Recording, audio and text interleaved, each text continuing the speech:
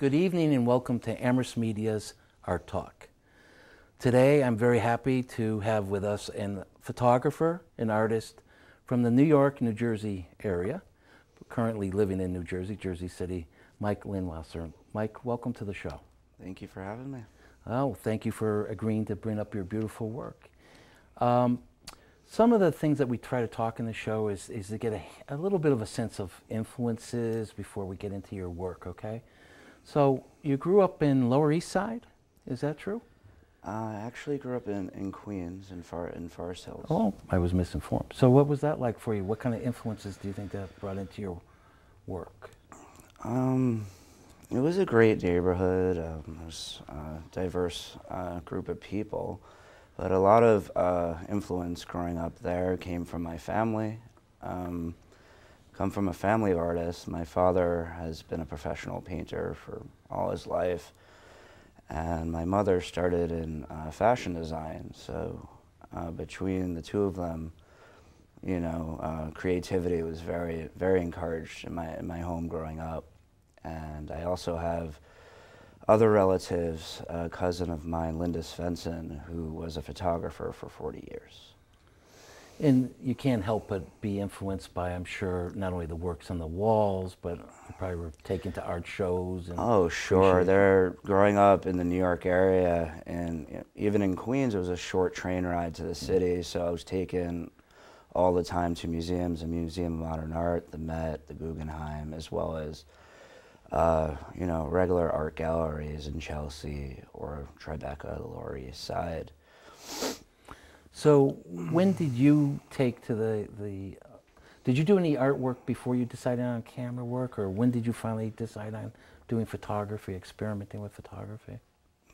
Well, like I said, I was always really visual, but photography on a serious basis didn't really start for me until I started attending high school in Long Island City at Robert F. Wagner, the Institute for Arts and Technology.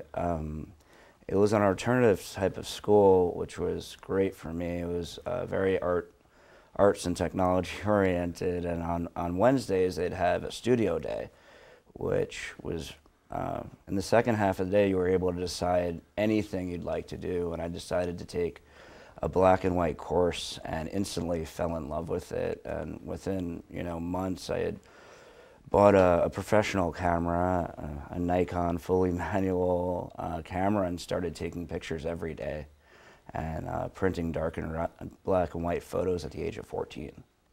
And so because of your experience at the school with the studio work, yes. you were able to get the dark room? I had complete darkroom access. There was a regular photo teacher as well as two other teachers that would come in on Wednesdays to work with us.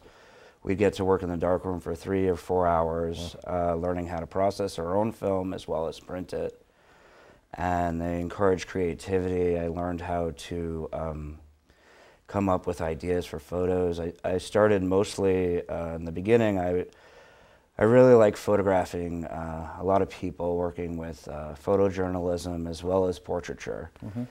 But my work, as you've seen in the show, has kind of evolved since then. Yeah. And after doing photography on a very serious basis for 4 years in high school, and I actually had 2 exhibitions while in high school at the high school. One was just a group show that wasn't, you know, it was just our best work.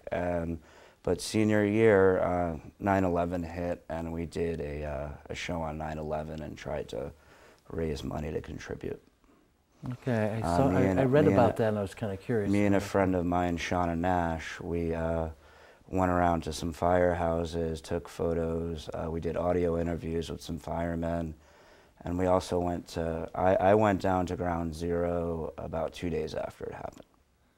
And we had an exhibition up there, and it's very emotional. There was one of our people who worked at our school, her son was a fireman who had died in that. So it was a very emotional exhibition, and a very emotional time for everyone living in the city and around the country and around the world.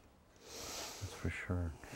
And I see where you ended up going to the School of Visual Arts of New York. Mm-hmm. Did you stay with the photojournalism? Is that one of your reasons for going there? Or? Yeah, I had applied and got accepted to several colleges, but I decided to stay close to home and attend the School of Visual Arts, which was located in Manhattan. The photo building was right in the heart of the city. I was on 23rd and 3rd, so it was, you know, a great place to be visually and socially, you know.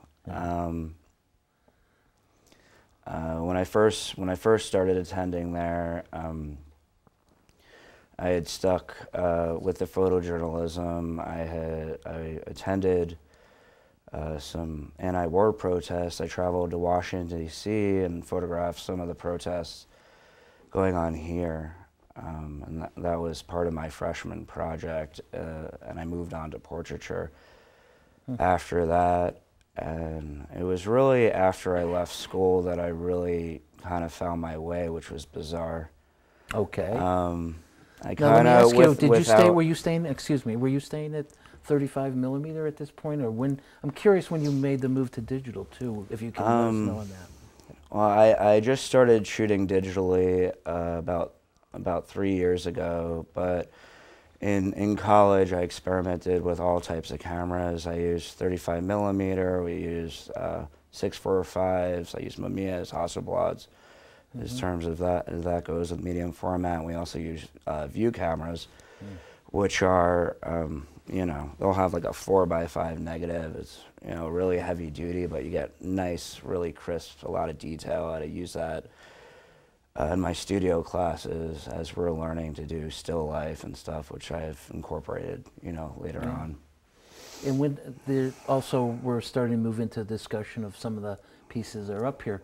And it's interesting to hear because I'm starting to understand where some of your influences are coming into your new work. The geometrics of buildings. Obviously, you're midtown. You're going to college. You grew up in the New York area. Buildings that is New York. That's the environment. And can you talk about, you know, I'm looking at some of your work that looks up at these buildings from these amazing angles and what's behind that for you? What's driving you there? Well, I find architecture to be, you know, not only, you know, it's, you know, interesting, it's visually pleasing, and these buildings have been surrounding me my entire life and seem endless, with the possibility of angles, with the possibility of color, with the possibility of texture, and the way I can go about viewing them. If I want to shoot, you know, looking either completely straight up or coming from the side or concentrating on a specific part of the building or concentrating on it as a whole. But what I feel really makes some of my architecture, you know, interesting in the way it looks is it's all shot during at night. I'm using, you know, long exposures, and it creates some vibrance in the colors that you wouldn't normally get. And I'm just using, you know, available light, street lamps and such. No real flash that a lot of people will use, or strobe lights that we'll use when they're shooting in the evening. And that really started on a trip I took to Mexico in 2007. For the first part of the trip, I was doing, you know, my normal shooting, just kind of walking around and taking pictures during the day of, you know, people, asking people to take portraits, taking pictures of, you know, interesting things that I saw, the texture on the wall or the beach. And then I decided, you know, to just try it at night. And I didn't have a tripod with me, so I was using pretty much anything I can find. I'd balance it on the floor. I'd balance it on a garbage can if I could find it. I'd plant it on a building and use that for support, because I wouldn't be able to hold it handheld because, you know, the exposure is so long, it'd be out of focus. And the photos were, you know, I was so happy with them. I just been continuing with the same type of technique since that trip, which has evolved quite a bit, ranging from landscape to architecture to using multiple exposures, layering pictures, and kind of giving them almost a feeling of a painting at times. So let me ask you, on the exhibit that we have here, are any of the ones from that trip to Mexico?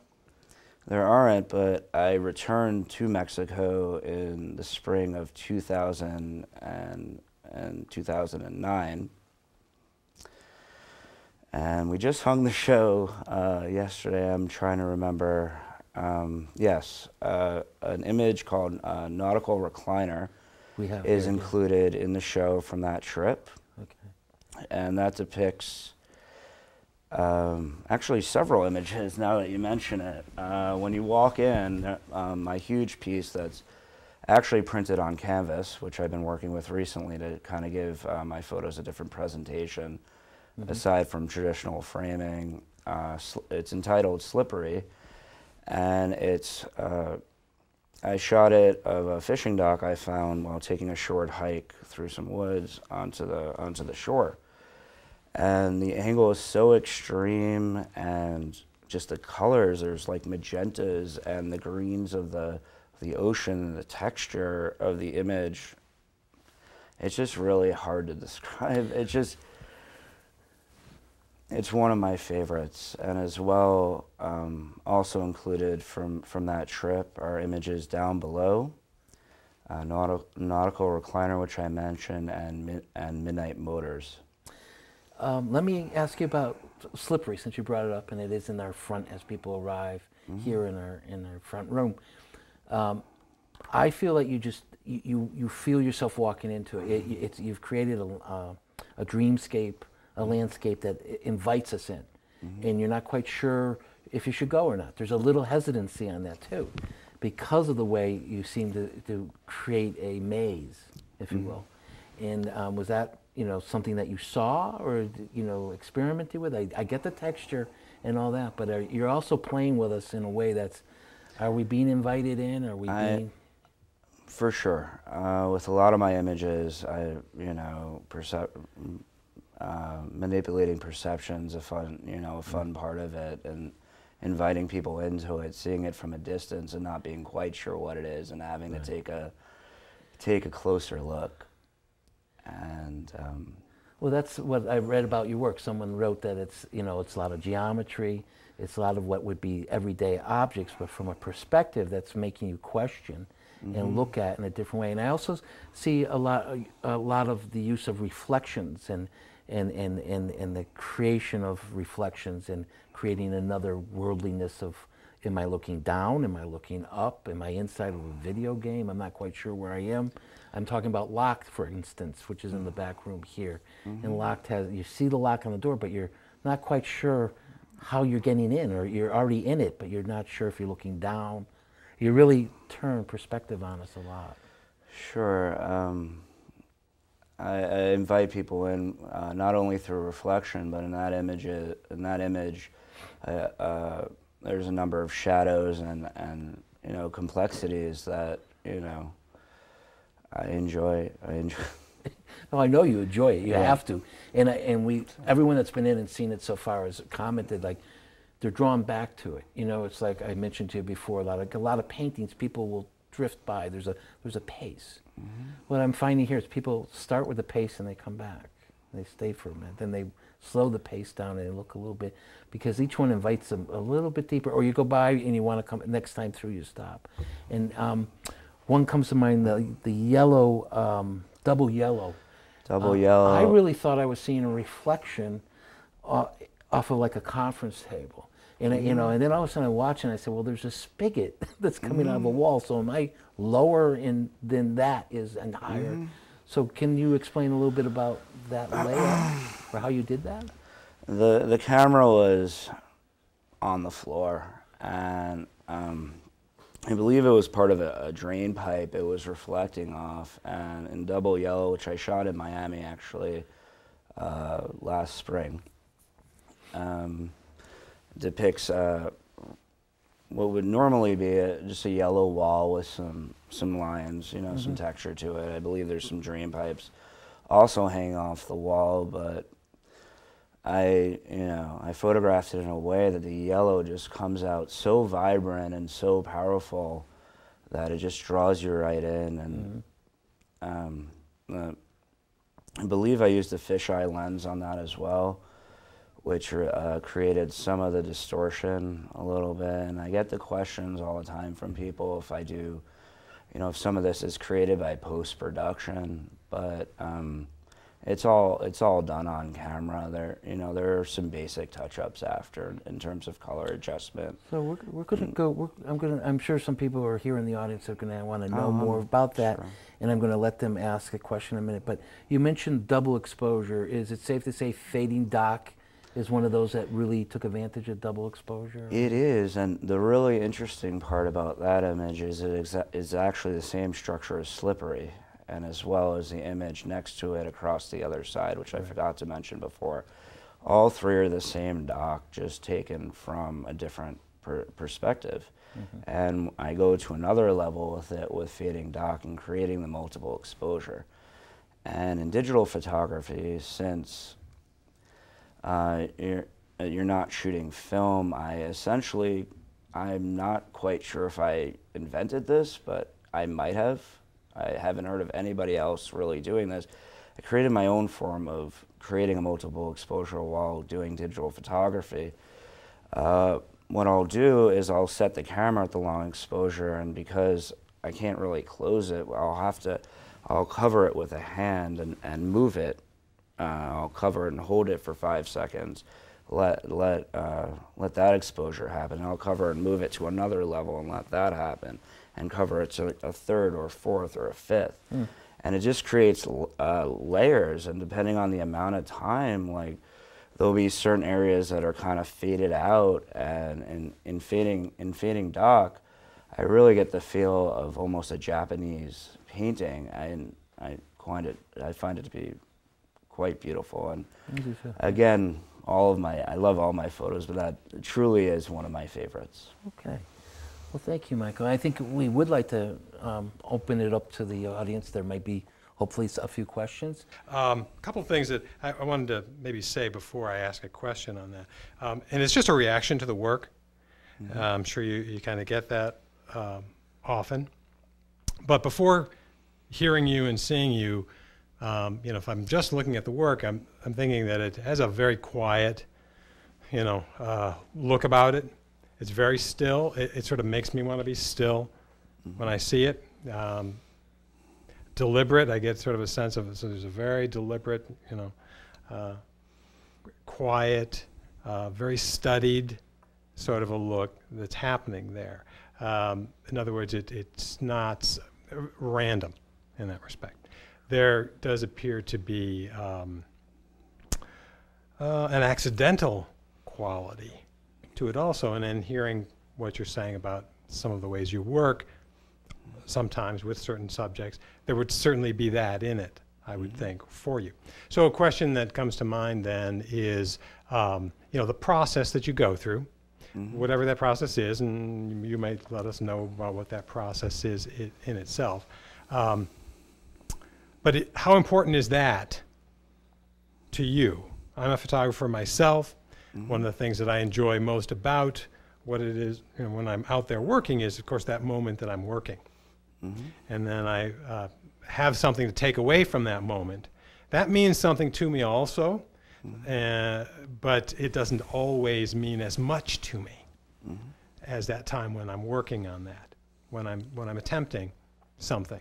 Sure. That means a lot to me, and occasionally in the end. So I'm curious then whether or not, how you feel about that process of working and what that means to you. My process is extremely important to me, and I feel my technique makes it extremely unique, and I continue repeating this process in order to keep it consistent so my work can be recognizable. In terms of mistake, there are some mistakes that kind of happen by accident, but that happens all the time in photography. If I'm shooting during a day at a regular exposure, I'll be taking snapshots or shooting really quickly, and you'll catch an emotion or catch a moment that that might have been by accident, but you really like it. You're looking at that contact sheet, you know, but the one that didn't mean to happen did, and that ended up being your favorite. But everything is really deliberate. I'll pick out a specific location that I'd like to concentrate on, whether it will be a specific neighborhood or traveling to another city, and just try to bring out something unique. Try to look at it from a different perspective.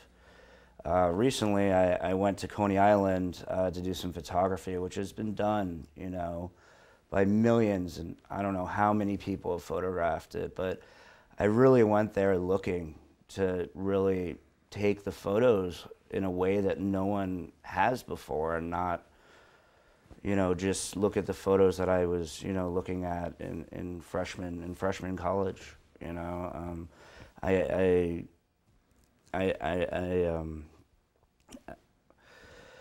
brought the multiple exposures in. I'm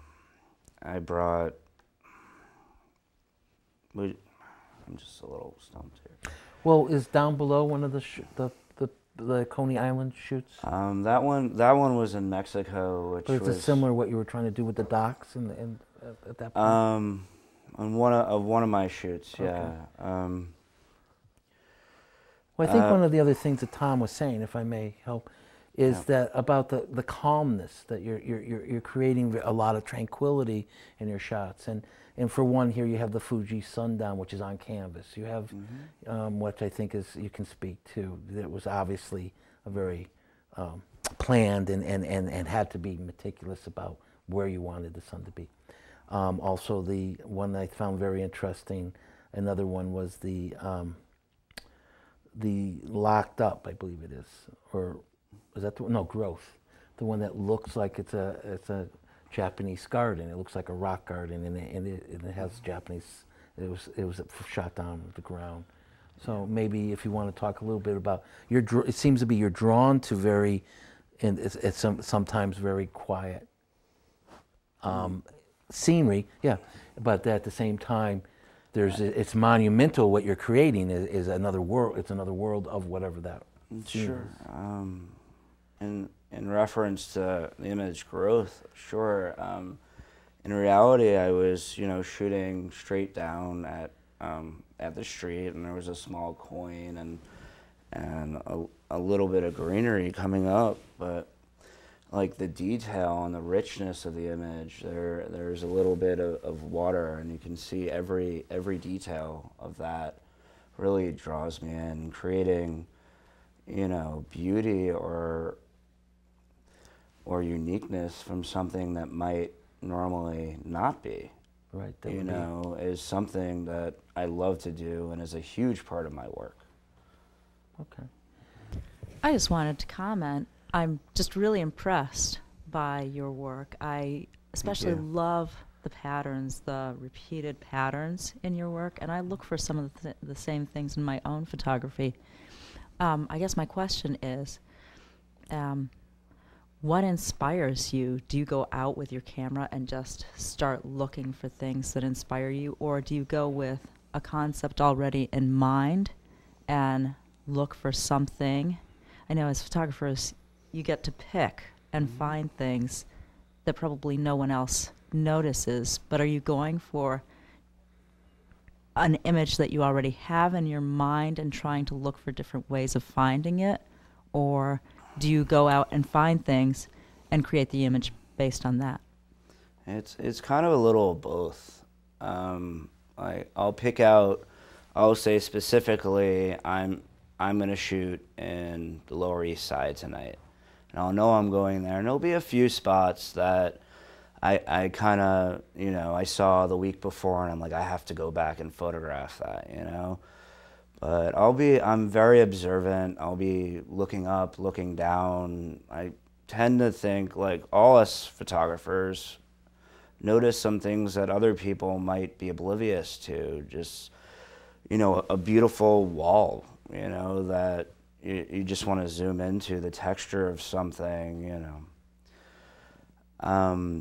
So a little of both. I have my technique. I know how I'm gonna shoot, but in terms of, you know, the long exposures, and but depending on what type of shoot it is, if I decide to shoot architecture or I'm traveling and doing a lot of landscape, it'll come out a little different. But a lot of it's spontaneous, and it's just kind of, since I shoot digitally, I'm able to see how it's coming out, and I'll really like something and I'll try it from several different angles or several different exposures. I'll bracket and I'll make sure that that image is perfect, or I'll have 10 images from the same place that I absolutely like. Can I ask you, are you, do you miss the excitement of seeing it develop in front of you instead of being in, or is that being in the moment better for you at the moment, that you're in the field and you have a chance to make it a little bit better? Or?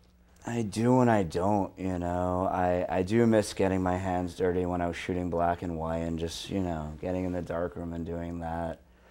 And go ahead. And printing color as well.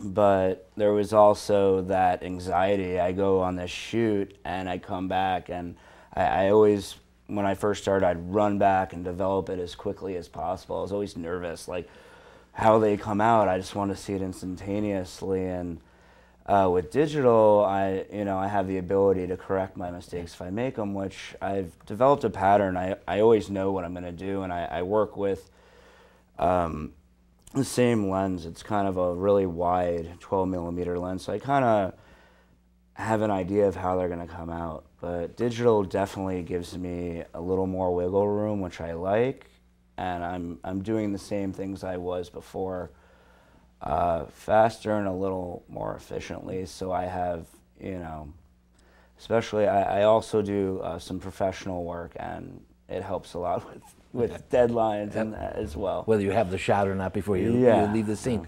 Another question, Tom? Yeah, just maybe a follow-up to the what Sure. I was calling the sort of the quietness that I see in your work anyway.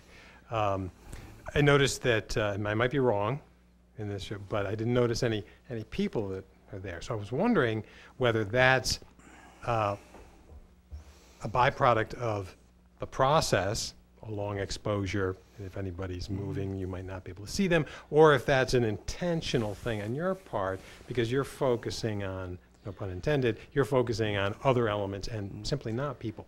It's funny that you asked that. It has been intentional. I haven't been applying people into my photos and just concentrating on, you know, the architecture, the building, or the landscape, or whatever I happen to be photographing. But within the last 3 weeks, I've actually invited people into this process. I was in Belmar, New Jersey on a beach, and I had my girlfriend pose for me on the beach at 10 o'clock at night, and she was nice enough to stand still for 30 seconds for me, and it came out outstanding. Thank you. Well, on that note, if I may. So I plan on I'm going to continue with what I'm doing. I don't plan on exclusively shooting people, but it's going to be mixed in from time to time as I continue. Thank you. Well, we're winding down. We're under a minute, and I want to just thank you for, one, taking the time and agreeing to bringing your work up. It's not an easy thing to come all the way up, and this is your first show in Massachusetts. And we are in the 5 College area, and we're going to be promoting this widely, and we hope to continue to bring people in to see your work. And we want to make sure that you are always welcome to come back, and we love it. So far, the feedback's been great, Mike, so thank you very much. I really appreciate it. I look forward to it. Thank you for joining Art Talk, and we hope to see you again in the future. Good night.